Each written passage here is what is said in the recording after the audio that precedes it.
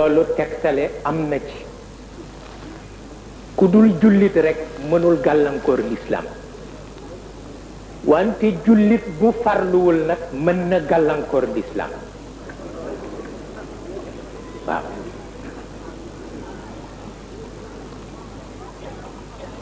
ndax garantie yi ci biir lislaam garantie bi yàlla jox yonent bi ku nekk war nga xam ni boo tojul sa këru bopp keneen du ko mën a toj waaw mu xaw dellu ci li yàlla wax ci alquran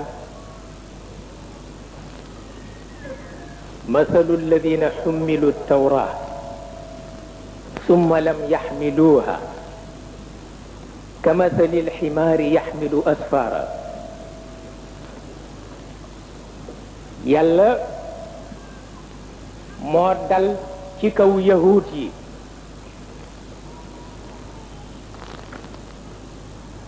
di wone ni am na ñoo xam ni dañu leen a jëfloo li ci biir téere bi waaye nanguwuñu ko yenu téere bi moo leen gënal comme ni mbaam di yenoo sëfam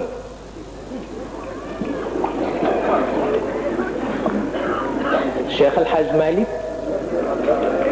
radiallahu taala anhu wax ni li yàlla wax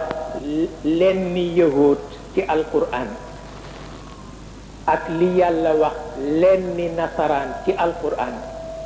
nee na bu beneen yonent amoon rekk musiba am ndax kon dana wax ci jullit yi lu ko ëpp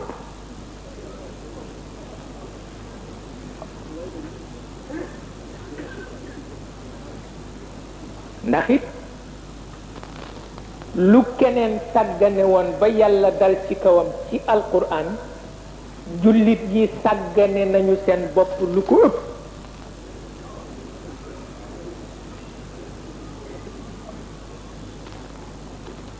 ba tax na càggante dana wone ñàkk a xam sa kilifa képp ku am kilifa gu toll ni Sayyiduna Muhammad am na càggante yoo xam ne soo ca àggee réere sa kilifa la